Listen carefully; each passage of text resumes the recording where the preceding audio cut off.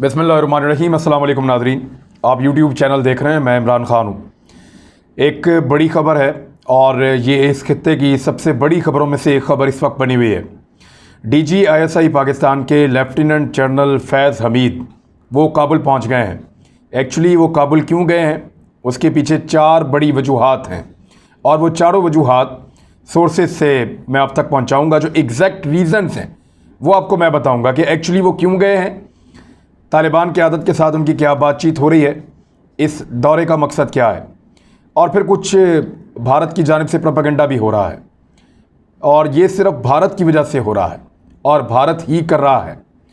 ये क्यों किया जा रहा है वो भी आपको मैं दिखाता हूँ कि भारत क्या कह रहा है। लेकिन सबसे पहले आप ये देखें कि मीडिया रिपोर्ट्स के मुताबिक वो एक वफ़द को लेकर काबुल पहुँचे हैं फैज़ हमीद साहब, और उन्होंने काबुल में पाकिस्तान के सफ़ीर से एक मुलाकात की है जिसमें सरहदों की सूरत हाल, अफ़गानिस्तान से मुख्तलिफ़ ममालिक के शहरियों का जो इनखला है पाकिस्तान के रस्ते, उस मामले के ऊपर बातचीत की है। तालिबान के नुमाइंदगान से उनकी मुलाकातें हुई।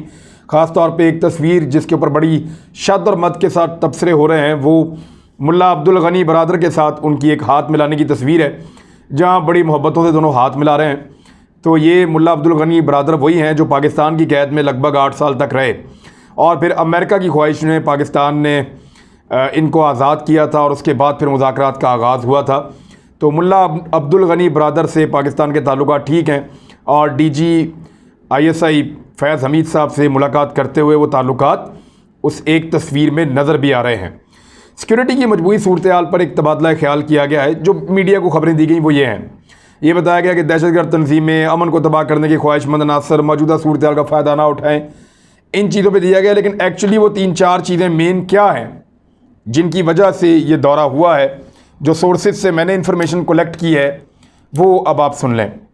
नंबर 1, कई मुल्कों ने और कई बैनुल-अक़वामी तंजीमों ने अपने लोगों को निकालने के लिए और अफ़गानियों को निकालने के लिए पाकिस्तान से अपील की है, पाकिस्तान से रब्ता किया और मदद मांगी है।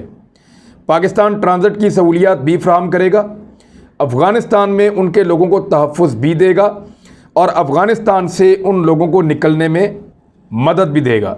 उसके लिए एक तरीक़ाकार तय करना था। जब तक अमेरिकन्स मौजूद थे एयरपोर्ट पे, काबुल एयरपोर्ट पे, तो उनके साथ कोऑर्डिनेशन तो पाकिस्तान की थी, क्योंकि पाकिस्तान में अमरीकी सफारतखाना भी है। वहाँ पे काबुल एयरपोर्ट पे भी अमरीकी सफारतखाना बना हुआ था और पाकिस्तानी हुकाम के साथ अमेरिकन क्योंकि कोऑर्डिनेशन में बहुत तेज़ हैं तो मसाइल नहीं थे। अब क्योंकि तालिबान आ गए हैं तो इनखला के मामला जो हैं, जो गैर मुल्कियों को निकलना है, उसके लिए उन्होंने अपनी अपनी एम्बेसीज़ बंद कर दी हैं। वो पाकिस्तानी एम्बेसी में आएंगे और पाकिस्तानी एम्बेसी उनको फैसिलिटेट करेगी, वहाँ से वो पाकिस्तान आएंगे और वहाँ से फिर वो अपने अपने मुल्कों के अंदर रवाना हो जाएंगे। तो पाकिस्तान उनको सहूलतकार का किरदार अदा करेगा उन लोगों के लिए जो निकलना चाहते हैं, जिनका ताल्लुक़ मुख्तलिफ़ मुल्कों से भी है और जिनका ताल्लुक़ जो है वो अफ़गान भी हैं बीच में, जो जाना चाहते हैं दूर दराज के मुल्कों में। अब एक तो इसीलिए उन्होंने पाकिस्तान का जो सफारतखाना है उसके अमले से मुलाकात की और एक तरीक़ाकार कोऑर्डिनेशन का एक तरीका तालिबान के साथ बनाने के लिए उनसे भी मुलाकात की कि इस तरीके से लोग निकलेंगे और ये पूरा एक मैकेनिज़्म होना चाहिए। एक और चीज़ जो दूसरी बड़ी इंपॉर्टेंट है जिस पे ये मुलाकात हुई और जिस पे ये दौरा हुआ, वो है जी बॉर्डर मैनेजमेंट। पाकिस्तान और अफ़गानिस्तान के बॉर्डर से रोज़ाना की बुनियाद पे हज़ारों लोग दोनों तरफ ट्रैवल करते हैं। जितने लोग अफ़गानिस्तान से पाकिस्तान में दाखिल होते हैं, इतने ही लोग पाकिस्तान से अफ़गानिस्तान में चले जाते हैं लगभग। और ऐसा भी होता है कि बहुत सारे लोग सुबह के वक्त आते हैं पाकिस्तान और शाम को वापस चले जाते हैं या अगले दिन वापस चले जाते हैं। बहुत सारे लोगों का रोज़गार ऐसे चलता है, आधे रिश्तेदार उधर रहते हैं, आधे इधर रहते हैं। तो इस तरह से पश्तून बेल्ट पूरी इसी तरह से आपस में जुड़ी हुई है। इनके आने जाने को आसान किया जाए और महफूज बनाया जाए, क्योंकि ये पाकिस्तान को बड़ा फेस करना पड़ता है। जब लोगों की ट्रैवलिंग आप रोकते हैं तो यहाँ पे एहतजाज शुरू हो जाते हैं, लोगों के जज्बात भड़कते हैं, लोग पॉलिटिकली भी इसको एक्सप्लॉइट करते हैं, फोर्सेस के ख़िलाफ़ हो जाते हैं। तो इनका आना जाना रहना चाहिए, लेकिन आसान होना चाहिए उसका तरीक़ाकार। तालिबान और पाकिस्तान की जो हुकाम हैं उनके दरमियान बेहतर कोऑर्डिनेशन होनी चाहिए। और तीसरी जो इसके अंदर इम्पॉर्टेंट चीज़ है वो ये है कि कोई दहशतगर्द ना आ सकें, इसको महफूज बनाया जा सके। यहाँ से वो एलिमेंट जो भाग कर वहाँ जाना चाहते हैं, दहशतगर्द हैं, उनको यहाँ पकड़ा जाए और जो वहाँ से यहाँ अगर कुछ करना चाहते हैं उनको भी रोका जाए। लिहाजा ये बहुत ज़रूरी है ताकि अफ़गान सरज़मीन पाकिस्तान के ख़िलाफ़ इस्तेमाल ना हो। अब एक खबर ये दी गई है कि पनागुज़ीनों की बहुत बड़ी तादाद पाकिस्तान में दाखिल होना चाहती है। इस वक्त तक मैं ज़िम्मेदारी के साथ आपको बता रहा हूँ कि तुरखम बॉर्डर हो या चमन बॉर्डर हो या बॉर्डर का कोई और एरिया हो, स्पिन बोल्दिक हो कोई और एरिया, कहीं पर भी अफ़गान बहुत बड़ी तादाद में जमा नहीं है कि उनको पाकिस्तान में आने दिया जाए। ऐसा कुछ नहीं है कि अफ़गान बहुत बड़ी तादाद में ज़मीनी रास्ते से पाकिस्तान में दाखिल होना चाहते हैं। जो आलमी अंदाजे हैं वो गलत साबित हो रहे हैं कि 5 लाख बंदा, 6 लाख बंदा, ऐसा नहीं है। ये चंद हज़ार हो सकते हैं, लेकिन अभी तक ऐसा कोई मॉब आया नहीं है इन दरवाज़ों तक, या उन्हें आने नहीं दिया गया। फ़िलहाल ऐसा कोई प्रेशर नहीं है। तीसरी इस मुलाकात की जो एक अहम तरीन वजह है वो ये है कि मजमूई सलामती के मसले पर बातचीत की जाएगी। ये जो लोग जिनका इनखला होना है, इनके ऊपर हमला किया जा सकता है, क्योंकि भारत का मैंने आपको बताया था कि दाइश के साथ उनके बड़े अच्छे ताल्लुकात हैं, और दाइश एक ऐसी तंजीम है जो कई एजेंसीज़ के पेरोल पे भी उनके लोग काम करते हैं। बहुत सारी एजेंसीज़ का एक गढ़ रहा अफ़गानिस्तान, बहुत सारे डुअल एजेंट्स वहाँ पे मौजूद हैं, बहुत सारे ऐसे एलिमेंट मौजूद हैं जो दहशतगर्दी फैला सकते हैं।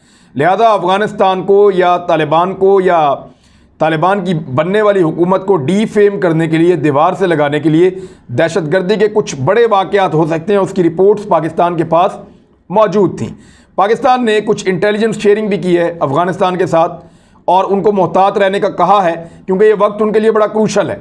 अगर ऐसे में स्पॉयलर्स अपना काम करते हैं या शरपसंद हालात को ख़राब करने की कोशिश करते हैं, तो फिर तालिबान के लिए अपनी हुकूमत बना के दुनिया से उसको मनवाना और दुनिया के साथ चलना तकरीबन नामुमकिन हो जाएगा।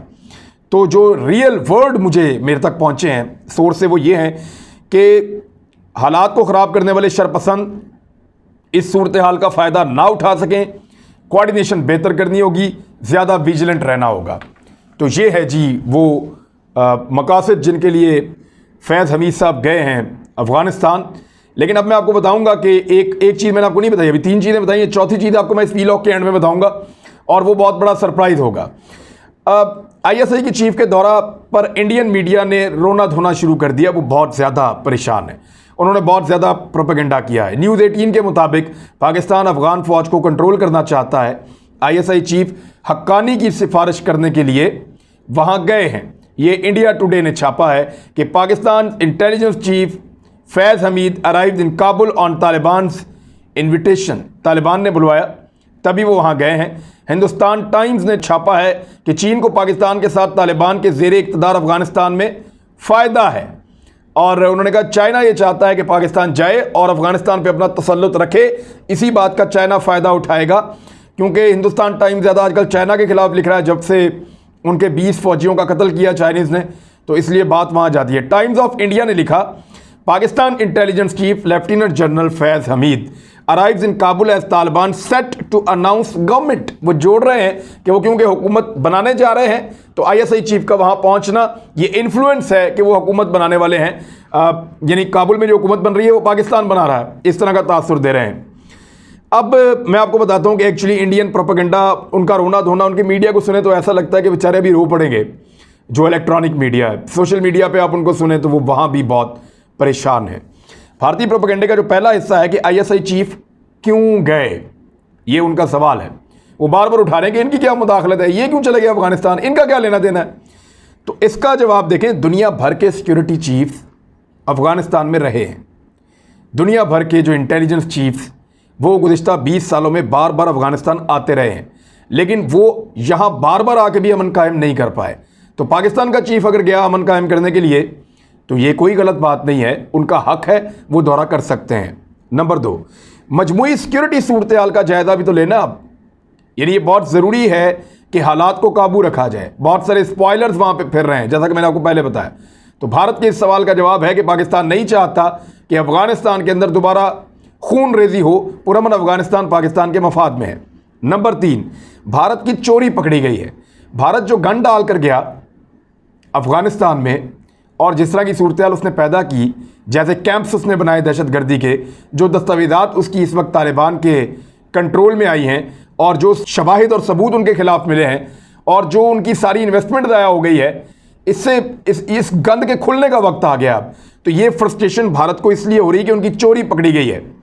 वो लोग और तंजीमें जो भारत की फंडिंग से पाकिस्तान में दहशतगर्दी कराते रहे हैं, उन्हें न्यूट्रलाइज या गैर फाल करना इस वक्त बहुत ज़रूरी है।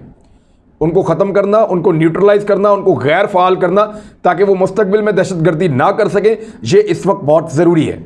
और ये है वो मिशन जिस पे फैज़ हमीद साहब गए हैं। तो भारत को तकलीफ़ तो होगी, मैं आपको रीज़न बता रहा हूँ कि उनको तकलीफ़ क्यों होती है। पाँचवा मामला मैं आपको याद करवाऊँ कि जब कुलभूषण यादव जैसे लोग, जब बहुत सारी खुफिया इंटेलिजेंस एजेंसियों के लोग, जब सफारतकारों के भेस के अंदर CIA के और रॉ के एजेंट्स और मुसाद के एजेंट्स वहाँ पे फिर रहे थे, तब तो कोई एतराज़ नहीं कर रहा था, और अब एतराज़ कर रहे हैं। हालांकि ये खुफिया एजेंसी ज़रूर है ISI, लेकिन DG ISI का ये दौरा खुफिया नहीं है, और ना ही ये उनका कोई पहला दौरा है। वो पहले भी बहुत दफ़ा अफ़गानिस्तान आते जाते रहे हैं। छठा जो एतराज़ भारत का दूर किया जा सकता है वो ये कि दुनिया में किसी और मुल्क को एतराज़ नहीं है भारत के अलावा। असल में सरमायाकारी भारत की डूबी है। अमेरिका का क्या गया, वो आए, उन्होंने एक जंग लड़ी, चाइना को एक स्पेसिफिक टाइम तक होल्ड किया, देखा पॉलिसी नहीं चल रही, निकल गए, उनका क्या लेना देना। भारत ने पाकिस्तान के खिलाफ अफगानिस्तान में बहुत इन्वेस्ट किया था, वहाँ पूरी एक फोर्स खड़ी की थी कि इस मुल्क को दबा के रखो, वरना ये कश्मीर की आज़ादी मांगेंगे, वरना ये इस तरफ को आएंगे, लिहाजा इनको दबा कर रखो, इनके ऊपर मगरबी सरहदों से जितना हो सके दबाव डालो। तो वो दबाव डालने के लिए उन्होंने बड़ी मेहनत की थी, लेकिन वो सारी सरमायाकारी डूब गई, और ना सिर्फ डूबी बल्कि काम उल्टा हो गया। हुआ ये, जो 7वें नुक्ते में मैं आपको बता रहा हूँ, कि वहाँ पे हुकूमत उनकी आ गई जो इंडियंस को पसंद ही नहीं करते। उल्टा काम हो गया, वो लोग आ गए जो इंडियन को पसंद ही नहीं करते, उनसे प्यार ही नहीं करते। उल्टा वो लोग आ गए जो पाकिस्तान को प्यार करते हैं, पाकिस्तान को पसंद करते हैं। तो सरमायाकारी डूबना तो डूबना, उसका उल्टा इम्पैक्ट हो गया, और वो इम्पैक्ट भी भारत को चैन नहीं लेने दे रहा। पाकिस्तान दिन के उजाले में गया जी। यानी जो नरेंद्र मोदी ने कहा था कि मुक्ति बानी मैंने बनाई और पाकिस्तान को तोड़ने की साजिश की और मैं उसका हिस्सा था, वो तो ऐसे कह रहे थे जैसे उनको अवार्ड मिलना चाहिए अमन का, नोबेल इसके ऊपर। वैसे अमन के नोबेल इनाम वालों का भी पता कोई नहीं है, वो नरेंद्र मोदी को भी दे सकते हैं जिसने सबसे ज़्यादा अक़लियतों को मारा है, जिसने सबसे ज़्यादा इस खित्ते में कत्लो गारतगिरी की है, कोई पता नहीं, उसको भी दे दें वो। लेकिन पाकिस्तान दिन के उजाले में क्या है, कोई मुक्ति बानी वाला काम नहीं किया, वो काम इंडिया ही करता है। अब एक और जो प्रोपेगेंडा है इंडियंस का, वो ये है कि अफगानों की हुकूमत बनाने के लिए पाकिस्तान गया है, और पाकिस्तान ये तय करेगा कौन उनका वज़ीर दाखिला, वज़ीर ख़ारजा, उनका वज़ीर इत्तलात, उनका वज़ीर ख़ज़ाना, ये यानी कौन कौन लोग होंगे, उनका सरबराह कौन होगा, किस तरह वो चलेंगे। तो ये पाकिस्तान उनको फार्मूला, अव्वल तो पाकिस्तान ने अगर ये करके देना होता तो पाकिस्तान इस्लामाबाद से ही करके दे सकता था। इसके लिए कोई बिल मुशाफा मिल के बैठना कोई बहुत ज़रूरी नहीं है, ये इंडियंस को बात समझ आनी चाहिए। दूसरी मैं आपको बताऊं कि तालिबान कोई रोटी को चोची नहीं कहते, उन्होंने दुनिया भर के इत्तेहाद को शिकस्त दी है, उन्होंने सुपर पावर को दिन में तारे दिखाए हैं। वो ये चाहेंगे कि कोई और मुल्क उठकर आए और उठकर आके उनकी हुकूमत बनाए, ऐसा नहीं होगा। वो पाकिस्तान से मशवरा क्यों करेंगे, वो खुद समझदार हैं, उनका अपना मुल्क है, कैसे चलाना है वो ज़्यादा बेहतर जानते हैं, वो अपनी पॉलिसीज़ खुद बना रहे हैं। नंबर 2, इससे पहले जो तजर्बा किया गया है अफ़गानिस्तान में एक हुकूमत बनाने का, कठपुतली हुकूमत बनाने का, यानी अमेरिका ने कोई 50 मुल्कों के साथ मिलकर एक हुकूमत बनाई, इंडिया भी उसमें शामिल, सारी दुनिया उस हुकूमत के साथ डील कर रही थी, पाकिस्तान भी कर रहा था, पूरी दुनिया उसको तस्लीम करती थी, अक़वाम मुत्तहिदा में जाकर वो खिताबात करते थे। वो तजर्बा तो कामयाब हुआ नहीं। तो पाकिस्तान अकेला कोई ऐसा तजर्बा कर देगा जो कामयाब हो जाएगा, मुमकिन नहीं है। पाकिस्तान का मौक़िफ़ है कि लेट द अफ़गान्स डिसाइड, अफ़गानों को फैसला करने दें कि वो किस तरह रहना चाहते हैं। अफ़गान इस बात को यकीनी बनाएं कि उनके लिए बेहतर क्या है और बुरा क्या है, तो अफ़गान ही डिसाइड करेंगे। तो पाकिस्तान का मौक़िफ़ यही है, हम कोई नया तजर्बा वहाँ पर नहीं करना चाहते। तीसरा मामला, दरअसल हुकूमत जो है वो उनकी मर्ज़ी की नहीं बन रही, इंडिया की, ये उनको नज़र आ गया है। जितने भी नाम सामने आए, चाहे मुल्ला अब्दुल गनी बरादर हों, चाहे सुहेल शाहीन हों, चाहे ज़बीउल्लाह मुजाहिद हों, चाहे मुल्ला याकूब हों, चाहे दीगर लोग हों, या मुल्ला इब्राहिम सदर हों, कोई भी, ये लोग पसंद ही नहीं है उनको, इंडियंस को, और इंडियंस के ये लोग सख्त खिलाफ हैं। चाहे गुलबदीन हिकमत यार हों, वो तो खुद इंडियन के खिलाफ स्टेटमेंट देते हैं। तो ऐसी अब्दुल्ला हों, कोई भी, तो इंडियंस का प्रॉब्लम यह है कि जो लोग आने वाले हैं वो इंडियंस के साथ दोस्ती नहीं करेंगे या इंडियंस पे एतबार नहीं करेंगे, इसलिए उनको हुकूमत पसंद नहीं है, तो पाकिस्तान के खाते में डाल रहे हैं। तो ये इतना ही है। अब मैं आखिर में आपको बता देता हूं कि एक ऐसा सरप्राइज भी DG ISI देने गए हैं जो मुस्तकबिल करीब में भारत को मिलेगा। अभी हम उसको अनाउंस नहीं कर सकते, कुछ सिक्योरिटी रीजंस हैं, कुछ ऐसी चीज़ें हैं जिनके बारे में भी बताया नहीं जा सकता।